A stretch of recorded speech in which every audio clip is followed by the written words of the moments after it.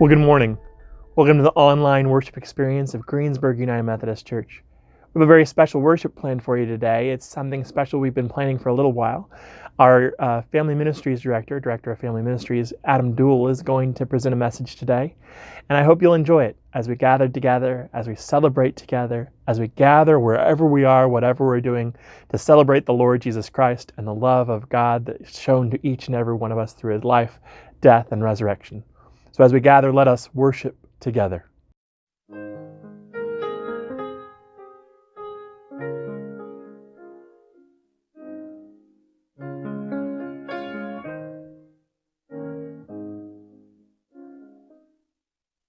Softly and tenderly, Jesus is calling, calling for you and for me.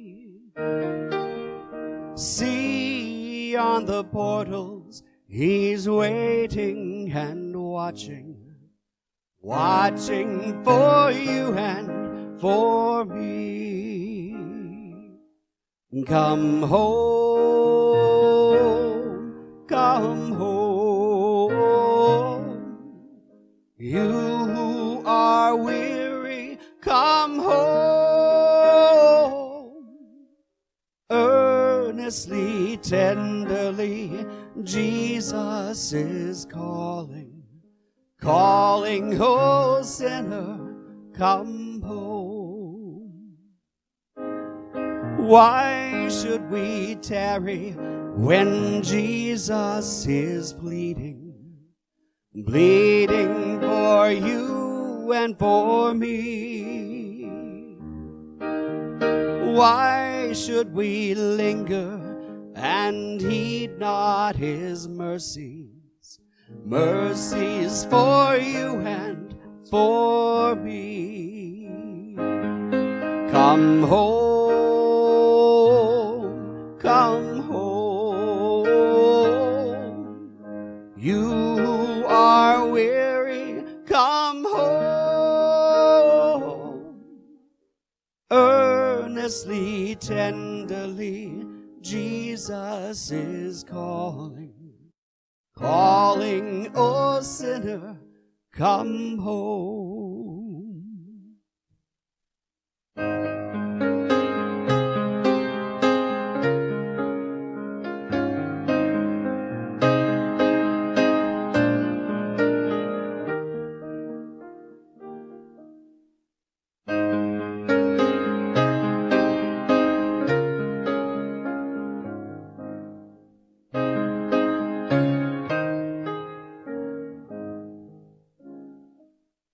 Come home, come home. You who are weary, come home. Earnestly, tenderly, Jesus is calling, calling, oh sinner, come home. Oh, for the wonderful love he has promised, promised for you and for me. Though we have sinned, he has mercy and pardon, pardon for you and for me. Come home, come home. You who are weary, come home.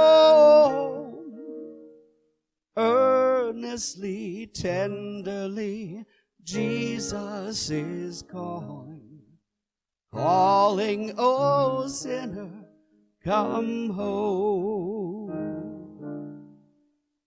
Calling, oh sinner, come home. All right. Hello, everyone. Obviously, I'm not Pastor Chris, but this is kind of a special, unique Sunday. And for those that don't know me, my name is Adam Duell. I'm the Director of Family Ministries. Some people call me a youth pastor. Some people call me a children's pastor. I kind of do above and beyond all those things. And so Chris and I thought it'd be really cool for me to share my testimony with all of you guys. And I'll warn you ahead of time that this isn't something that's like a super spectacular testimony, but I think it's pretty entertaining. I think my relationship with God has lots of ups and downs, and you're allowed to laugh, you're allowed to respond, because I think on parts of my story are funny and entertaining. So bear with me today. I'm going to be reading a passage from Jonah. It's actually just the first chapter, so it'd be Jonah chapter 1, verses 1 through 17. And hopefully it'll be a nice reminder as we go into my story, because there's some fun tie-ins I have planned. So I'll be reading it now, so if you have a Bible at home, feel free to pull it out and follow along. The word of the Lord came to Jonah, son of Amittai. Go to the great city of Nineveh and preach against it, because its wickedness has come up before me. But Jonah ran away from the Lord and headed for Tarshish. He went down to Joppa, where he found a ship bound for that port. After paying the fare, he went aboard and sailed for Tarshish to flee from the Lord. Then the Lord sent a great wind on the sea. Such a violent storm arose that the ship threatened to break up. All the sailors were afraid, and each cried out to his own God. And they threw the cargo into the sea to lighten the ship. But Jonah had gone below deck, where he lay down and fell into a deep sleep. The captain went to him and said, "How can you sleep? Get up and call on your God. Maybe he will take notice of us, and we will not perish." Then the sailors said to each other, "Come, let us cast lots to find out who is responsible for this calamity." They cast lots, and the lot fell on Jonah. So they asked him, "Tell us, who is responsible for making all this trouble for us? What do you do? Where do you come from? What is your country? From what people are you?" He answered, "I am a Hebrew, and I worship the Lord, the God of heaven, who made the sea and the land." This terrified them, and they asked, "What have you done?" They knew he was running from the Lord, because he had already told them so. The sea was getting rougher and rougher, so they asked him, "What should we do to you to make the sea calm down for us?" "Pick me up and throw me into the sea," he replied, "and it will become calm. I know that it is my fault that this great storm has come upon you." Instead, the men did their best to row back to land. They could not, for the sea grew even wilder than before. Then they cried to the Lord, "O Lord, please do not let us die for taking this man's life. Do not hold us accountable for killing an innocent man. For you, O Lord, have done as you pleased." Then they took Jonah and threw him overboard, and the raging sea grew calm. At this, the men greatly feared the Lord, and they offered a sacrifice to the Lord and made vows to him. The Lord provided a great fish to swallow Jonah, and Jonah was inside the fish 3 days and 3 nights. So this is kind of an interesting scripture, and I know Chris usually does a different layout where he'll start with a story, go to scripture, and then come back into the sermon. Because it's a testimony, I wanted to start with the story today. And so I chose the story of Jonah 1 because it's easily connectable to, I think, a lot of people, but it also connects to our children and our youth. I know it's a story I always remembered as a child, and you just think of it as, this is a story of some guy who didn't want to follow God, gets swallowed by a fish, and then he ends up there. But for my story, it kind of connects very directly. You see, my relationship with God is very interesting, and so it's kind of like when we talk about Jacob and God, how they wrestle. It's kind of how my relationship is with God. And so I don't say that to put you guys at alarm, but I say that because my relationship is genuine and real. And there's lots of ups and downs, and there's lots of times where I've been resistant, and I've been resistant to listen to God. So I'm just going to jump right in, and hopefully this will be nice for those that don't know me. And if you do know me, maybe it'll help flesh me out more as a real person, and you'll get to know me just a little bit better. So my relationship with church has been from a very young age.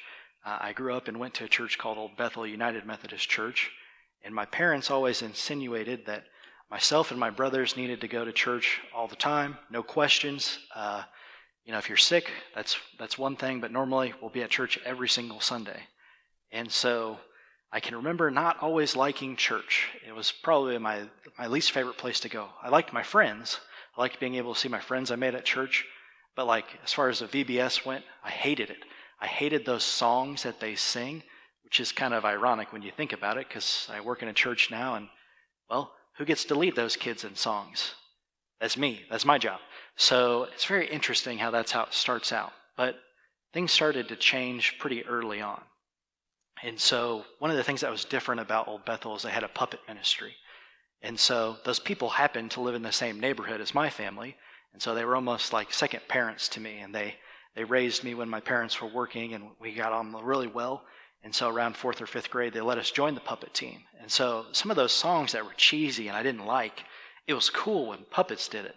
And so I connected to it in that way. And it kind of kept me, involved at church, something that kept me pushing forward. And so when I was finally old enough to join youth group, I thought, I'll give it a try. And so we had a youth pastor when I first started out. And one of the things he did was he was the big crazy guy. So he would rent mechanical bowls and put them in church. He would want to do jello wrestling and have giant bonfires. And of course, as a 6th grader, you think, this is the coolest church ever. So I wanted to attend all those things. And then within a year, he left, moved on to a different church. And so the church spent some time and they gave us some young adults and said, hey, why don't you lead these young people? So of course, our youth group dwindled until we were very small. And there's some fond memories that are there, but they made a new hire. And so this time, we had a youth pastor from England. And so he was a very interesting guy. I still remember we made fun of him a little bit because when he wrote his F's on the board, they looked weird. They weren't like American F's. They were English F's. So it was very interesting, and he had lots of interesting quirks. And we can still remember today that instead of drinking tea for breakfast, the American diet for him was to have a Dr. Pepper every single morning. And he'd tell us all the wonders of Dr. Pepper. But if you asked him about Oreo cookies, they taste like dirt, don't eat them, he hated them. And so we made some connections there. And for me, he was the one that connected me to Christ for somewhat the first time. As a kid, I still remember that I had a Sunday school teacher that said, here's a bag of candy, but the reason why you get the candy isn't because candy is good. You get the candy because Jesus is the sweetness of life. So I connected that, and that kind of led into him. And so when he was my youth pastor, he made church real for me. He had this thing he called pure worship. And so we would sing songs, we'd do games, but I was able to connect to Jesus on a different level. And so I feel like as much as I may have had a relationship with him prior to that point in time, it became real when I was a 7th and 8th grader. And so I just remember all the lock-ins, all of the times we would go on retreats, and it really meant something to me. And the seed was really planted there with him. So when he left, again, the youth group kind of crumbles. And growing up in a Methodist church, you kind of know this happens. Whether it's senior pastors or youth pastors, they tend to come and go. And so a new person came into town when I was a freshman in high school. And it was my first female youth pastor, which I don't have a problem with. It was pretty cool. But she tended to stick with the girls a lot early on. And so her husband was actually my leader at first. And he helped kind of share the storytelling element with me, which is what I'm doing with you guys now. He was just kind of a hard-working guy, a country boy from Missouri, and he worked on the railroads in New York. And so we got to hear about his life, and I got to hear true, genuine stories. And so he kind of softened me up to his wife, and I got to know her. And she later became a great mentor to me and really helped me mature as a Christian. And I started wanting to do more. And what I mean by that is, if you've ever been in church, you'll know that youth pastors ask lots of questions all the time. And I can remember being that kid for a while when they'd ask a question and you just put your head down and you're like, don't call me, please, Lord, don't call me. Adam, oh, yes. And you kind of stumble through the answer that you're supposed to give. And so at one point, I don't know when it was, it just clicked to me and said, you need to know how to answer these questions. So I started taking things more seriously. And of course, when I start taking things seriously, a twist comes in the path. And so it's around this time where I had my first girlfriend. And of course, she was in youth group. We met on a mission trip, and we really bonded and had a good time. But unfortunately, because of our decisions and my poor decisions as a young teenage boy, we ended up breaking up. And of course, I felt devastated. So the church was there to kind of help pick me up. But then something else hit. And so we used to go these pool days all the time. And I put my prescription glasses in a locker, left, went to the pool, and then tried to come back later. And of course, they were stolen. Now, I don't know who's stealing prescription glasses in like the Beach Grove area, but shame on you. You shouldn't be doing it. And so come back home to my parents, and they're as understanding as you can imagine. They're furious at me because who loses $300 glasses? Who loses their prescription glasses? How do they just get stolen?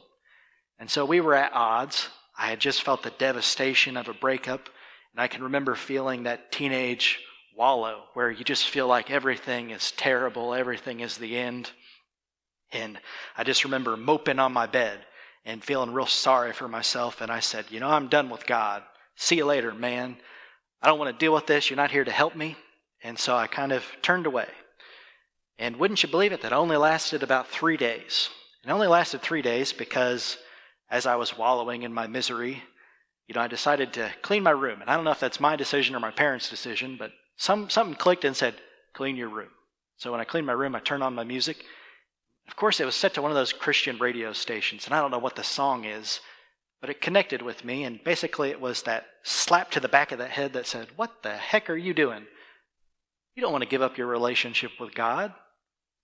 Keep sticking with it. And so I kind of moved on from that and felt like, well, I moved on and I feel good about things again, and what does God have in store for me? So at the time, in high school, I was doing a lot of these engineering classes, and it's cool because some of the kids here in this own church do the same stuff that I was doing. And so I was doing what they called Project Lead the Way. So they give you a lot of experiments and things that you can do. The problem is that every assignment we ever did in that class absolutely failed. Everything failed. Now, you think that would mean you get an F, but not in this class. You got an A because you did what you were supposed to do, but everything failed. So after doing these classes for 3 years, I was like, I can't do this. Originally I thought I'd be an engineer with my life, but I just can't do that anymore. I don't know what I'm going to do, but it's not this. And so there was a specific Sunday where I was sitting out on the lawn at our church, listening to a 14-year-old girl tell me about her dating problems. At the time, I was probably 16 or 17. I was just trying to be a good supportive friend. And as she was telling me all these things, there was like this voice from God. And I don't know how to describe it, but it's like you're just sitting there and it's like God spoke directly to me and said, I want you to work in a church. And so I can just imagine like my eyes about popped out my head. Everything just was real quiet around me. And I just remembered looking at the girl and being like, I got to go inside. So I left her to deal with her own issues, went inside and sat down with my youth pastor and said, look, I don't know how to explain this, but I feel really comfortable in this church. And like my church has been really good to me. And I really connect well with youth and these young people. And I think I need to work in a church. Like I'm pretty sure he just said, you need to work in a church. So she had this great idea. She said, let's make you the church intern. Now, I don't know if you guys have experience with interns, but it's not a very glamorous lifestyle. And so the church gave me a little bit of money. They even gave me an office that I shared with the Hispanic pastor at the time. And that was kind of cool. We got to put some toys up and stuff in there. But my job was basically, you're to work with the preteens, which are 4th through 6th graders. Good luck. Here's a box with things that you can use to teach them. And good luck.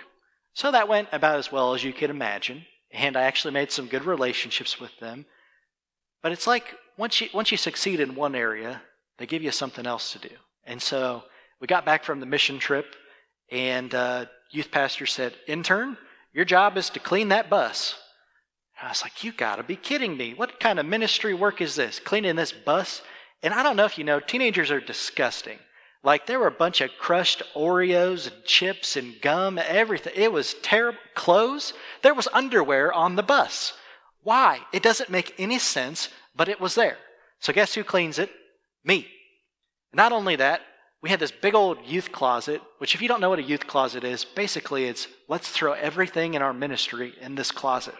So my also job here is to sort through the closet and make it all look nice. And I did it, and it looked fairly nice. I can tell you, as soon as I left the church after I graduated, not so nice anymore. So things change over times, but I got a lot of learning experience from that. Enough to say, again, this is kind of a career for you.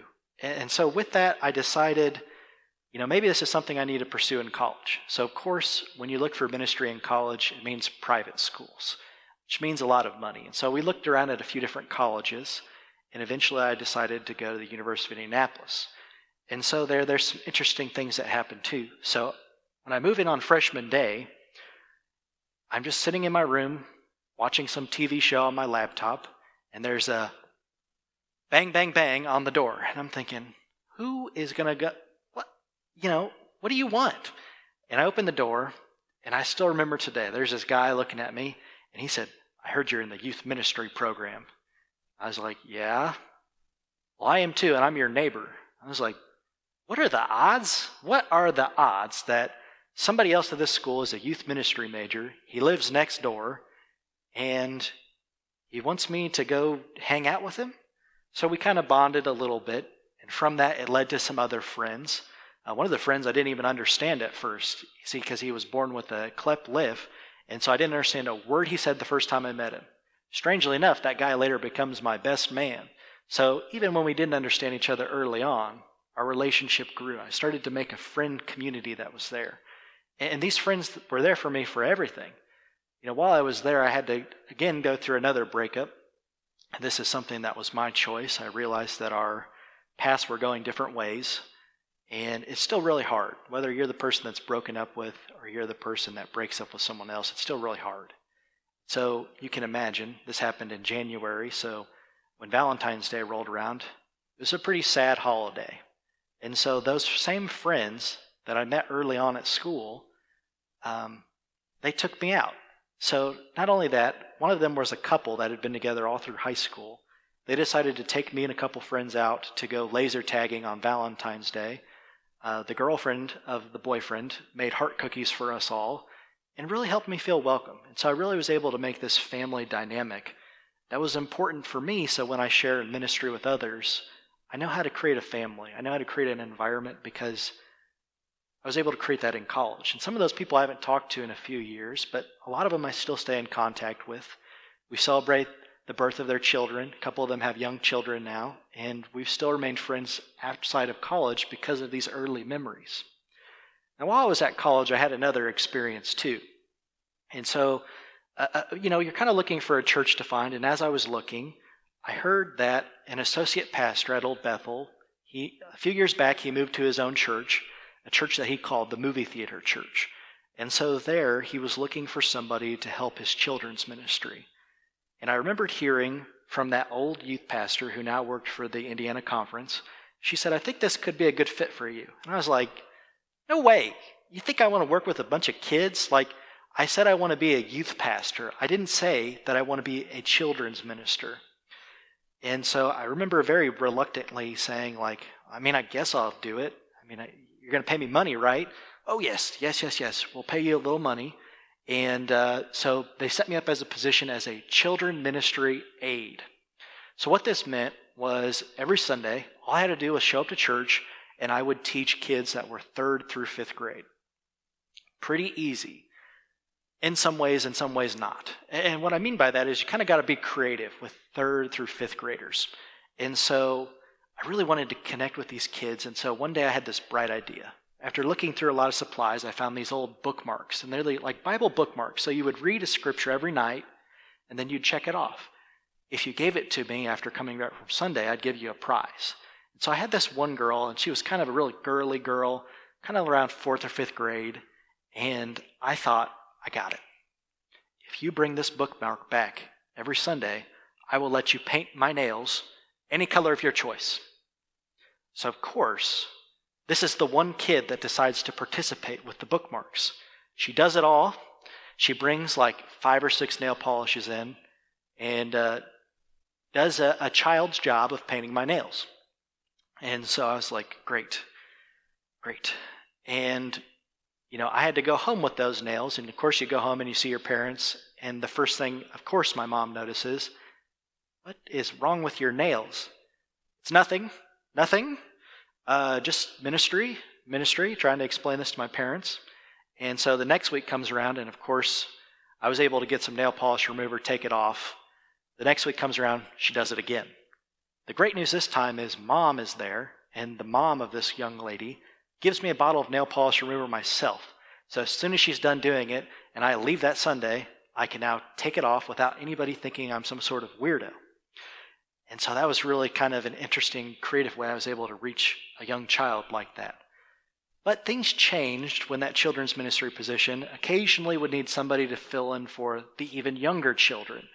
What I mean is kind of like preschool through about second grade. And so occasionally they'd have me fill out there. And this is when I had one of my first real learning moments. So we had this little boy, and he really just wanted attention. And so, I was struggling to get him involved. And so I just thought, we're going to let him color.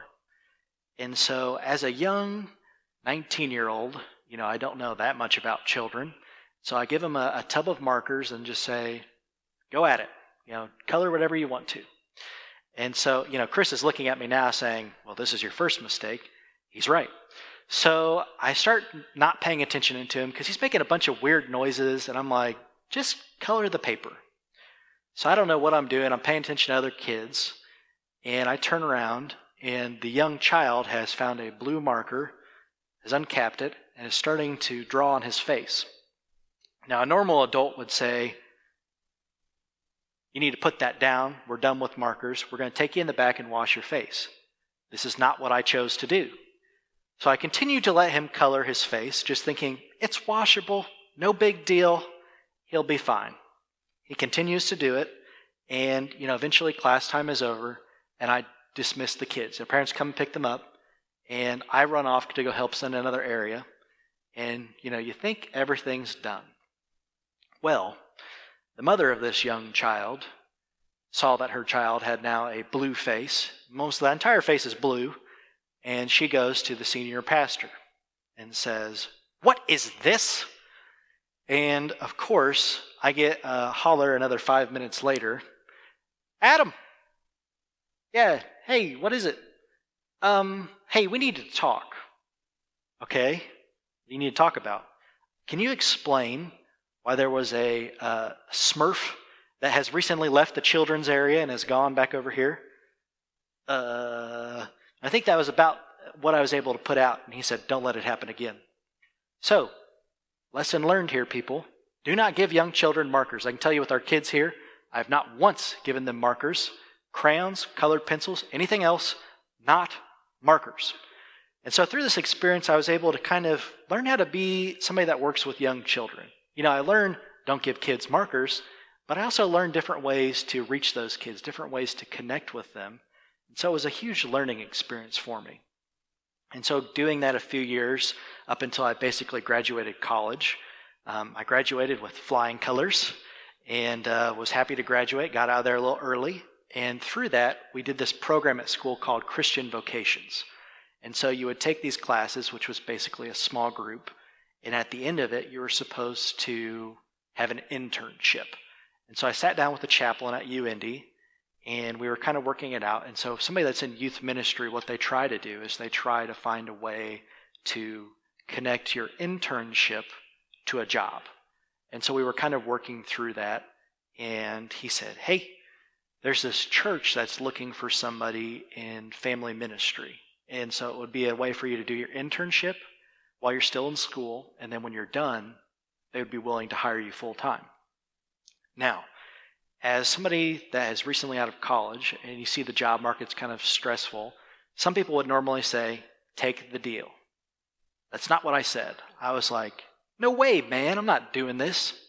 And I remember going to that same trusted mentor and I was like, hey, they're trying to hire me to be a family minister.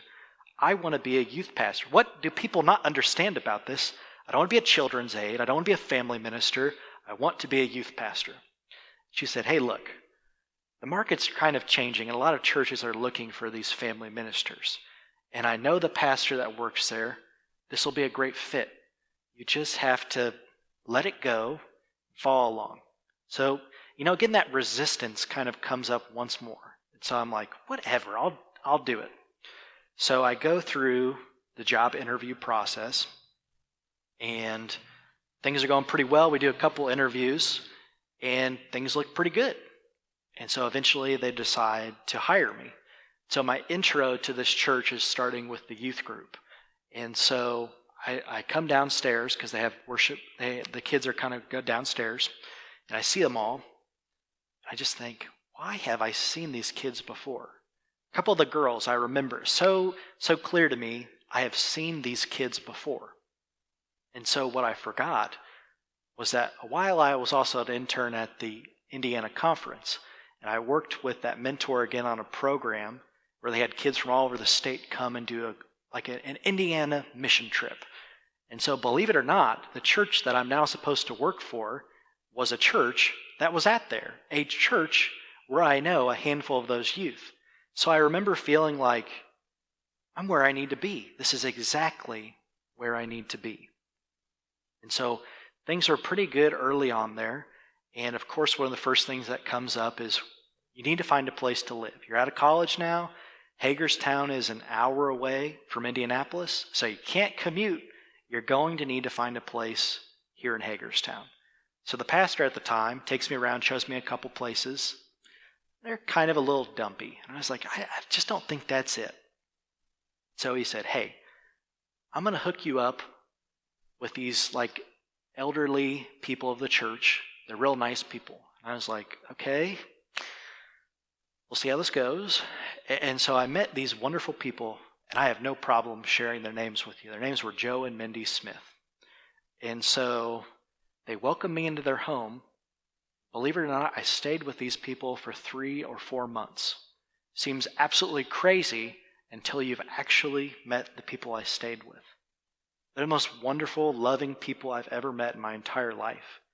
They did so much to make me feel welcome in the town. They did so much to connect me with not only their family, but the church. We used to go to their granddaughter's basketball games almost every single night. And occasionally they'd take me out for dinner. Occasionally they'd cook me foods that I'd never tried before because they knew all these healthy foods that did not include hamburgers and chicken nuggets.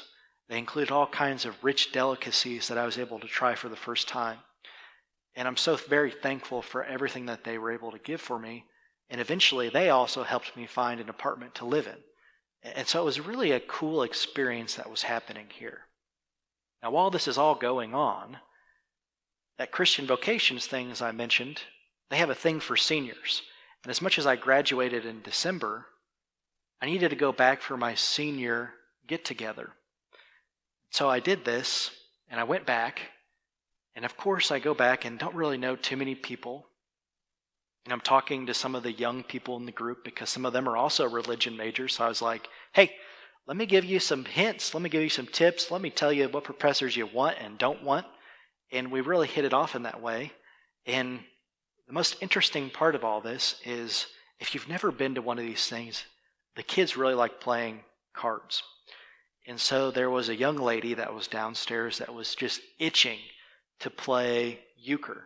And this is something that, I played a lot of euchre in high school and youth group, played a lot on mission trips. I'd like to think I'm pretty good. And I was just holding up this conversation because I was talking to all these guys. And they're like, hey, you want to go play euchre downstairs? Yeah, I'll give it a shot. So I sit down at the table, and sitting across from me is the woman that I would marry. And I'll tell you, she still denies it to this day. But I swear she hated my guts for the first night we really got to know each other. One, she kept kicking my tuchus at euchre, but that's not because I was a poor player. It's because my partner was really bad. He was dragging me down. So we kind of hit it off the next day because we did this counseling session. And so she got to see me pull off some of my skills that I have. And she was able to see me in a whole different light. She was able to see something different. So when we left that retreat, the next day, she sends me a Facebook message because we don't have each other's cell phone numbers. And we just talked for nights and nights and nights. We would hang out every once in a while. And it really helped me too because I had another connection point outside of Hagerstown. I made this connection. Because if that didn't happen, the women in Hagerstown kept trying to hook me up with their granddaughters. Very uncomfortable. Again, thanks so much for your generosity. But I think I can do this myself. And so from that gentle relationship, eventually it blossomed into what now is a marriage. And maybe I'll touch a little bit on that later. So as I'm working at Hagerstown, we hit a huge blip on the radar. What I mean when I say that is I'd worked there for just about a year. I hit it off really well with the senior pastor. We had a lot in common. But kind of like the trend goes, the Methodist pastors move around a lot. So within the first year, that pastor that I formed such a great relationship with had to move on somewhere else, somewhere that was really needed for his services. And so a new pastor came in. Pastor I still have a lot of respect for, but he was very different than the last pastor. And so it created this conflict between us because he just expected different things from me, and with different leadership styles come different problems. So my job became really stressful going into my second year. So what I remember most from that is I had a parent come up to me after I had worked at the church for a couple years, and we were talking about everything, and he said, "Why are you still working at this church? Why are you still here?" And, it's something that really connected with me that day, and I just said, I'm here because I'm here for your kids. I'm here for the youth. I'm here for this community. You guys have given me a lot. I know my job's been a little hard for a year or two here, but it's well worth it because of what I'm putting into these youth and these children here. And so why that's important is when I'm done working at these jobs, we start to wonder, why were we called to this position in the first? Sometimes like you may be wondering, why are you called in different areas of your life?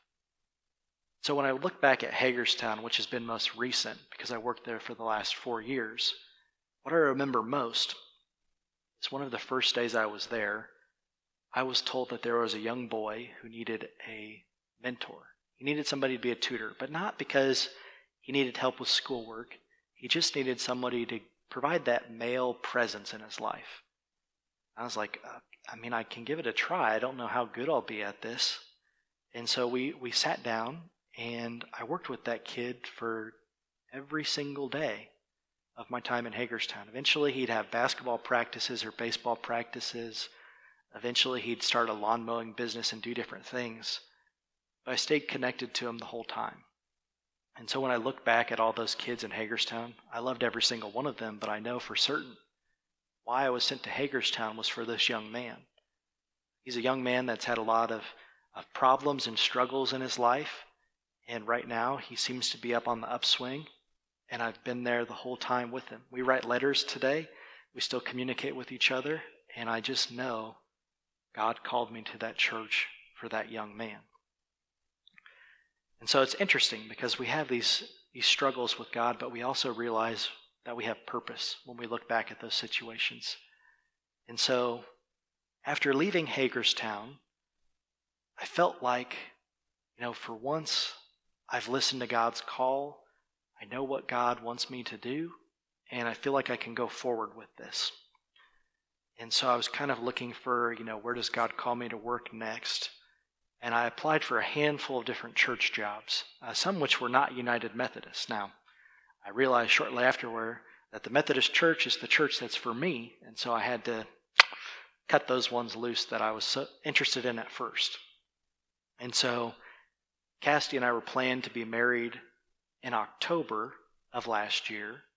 I left my previous job in August, and so I thought, we'll take a couple months off, we'll get things settled. I can help get our new apartment set up. I can do all these things, and when I'm done, we'll take this serious. We'll find my new job. And so it looked like after we were supposed to do our honeymoon, I had a job on the market. I had met with the pastor before. We had a few conversations, and he said, we'll have you come in, and this will be the church for you. Now, if you don't know, I'm not talking about Greensburg when I say this. I'm talking about another church. When we came back from our honeymoon, we realized that church had some problems, and that offer was no longer on the table. And I just remember feeling so defeated, feeling like, for once, I've stopped trying to resist God, and now things aren't turning out for me. What am I supposed to do? So I did what I was supposed to do at the time, and I sat there and I waited. And it's really hard to be patient and wait like that. What I tried to do in the meantime was try to be a supportive partner to my wife. If you don't know, Cassidy is a school teacher at Richards Elementary School in Columbus. And, being a first-time teacher is a really hard thing to do. So I did the only thing I could, and I tried to be a good husband in that way. And so as I'm going through this, I start to hear things of another church that's interested in somebody, and I have a meeting with the senior pastor. Things look good. We have a really good meeting, and I feel like, yeah, this is going to be good. Well, if you haven't figured this out now, churches can be kind of slow. So as much as we had a really good meeting, churches take a lot of things to get forward. You got to have the finances. You got to have all these people on board, and people have to really feel like this is something we want to do. And so I just remember being at home for a long time, wondering, ready to go. Yeah. As soon as you're ready to pull the trigger on this, I'm ready to move forward. And eventually that came around February or March. And I stayed in contact with that church for all that time. So I feel like it really helped build our relationship already. And so that church I'm talking about is, of course, Greensburg United Methodist Church. I don't know what my future holds here at this church. I don't know how long I'll be here. But what I hope you can hear from my story is you can hear my passion about youth and children, that you can hear that I'm going to devote however much time I do have to making this church better, to helping those areas grow. Right now, that's our Wednesday nights. I'm doing my best to help those teachers there and make them feel comfortable, help us feel like we have a community. My hope is to see it spread as we continue to grow and foster new relationships. I'm not an expert on any of this stuff. I just try to do the best job I can. What I can promise is I'll do the best I can to listen to God, as much as I may have been resistant early on in my life. I promise I'll pour into your youth to the best of my abilities. I promise I'll be the best family minister that I can be for Greensburg United Methodist Church. I'll make mistakes. As you can see, I've made a few pretty big ones, but despite those mistakes, God continues to call me to work with youth and children, and right now, God is calling me to work in Greensburg United Methodist Church. I thank you for this chance to listen to me. I'll close this in a short prayer, and we'll move forward. Dear Heavenly Father, we thank you so much for everyone that's able to hear this online. This may be the extended cut. This may be the shortened cut. If you're able to be here on Sunday, it's great. But what I want to really focus on in the prayer here is I want to just pray about stories. I want to pray for the stories that we all hold within us. I pray that they may have heard something from my story today. I pray that they may connect with me on a way, but more so than that, I pray that we may be able to share our stories with each other. I'm more than willing to listen to what you guys have to share, but my hope more so is that you're willing to share your story with others. I just want to pray this in your Son, Jesus' name. Amen.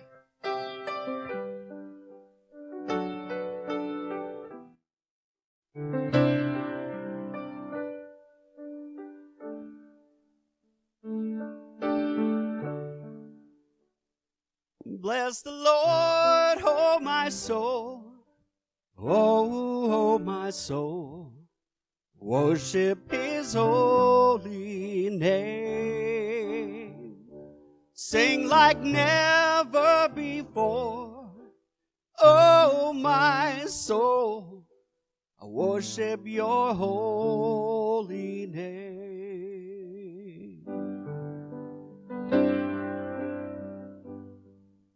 The sun comes up, it's a new day dawning. It's time to sing your song again. Whatever may pass and whatever lies before me, let me be singing when the evening comes. Bless the Lord, oh my soul. Oh, my soul. Worship his holy name. Sing like never before. Oh, my soul. I worship your holy name.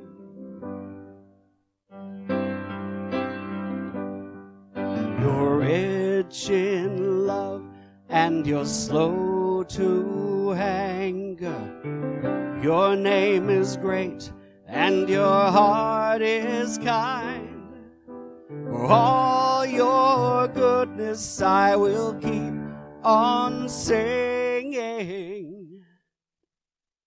10,000 reasons for my heart to find. Bless the Lord, oh my soul, oh my soul, worship His holy name. Sing like never before, oh my soul, I worship your holy name. And on that day when my strength is failing, the end draws near and my time has come, still my soul will sing your praise unending. 10,000 years and then forevermore. Bless the Lord, oh my soul, oh my soul, worship His holy name. Sing like never before, oh my soul, I worship your holy name. Oh, I worship your holy name. Oh, I worship your holy name.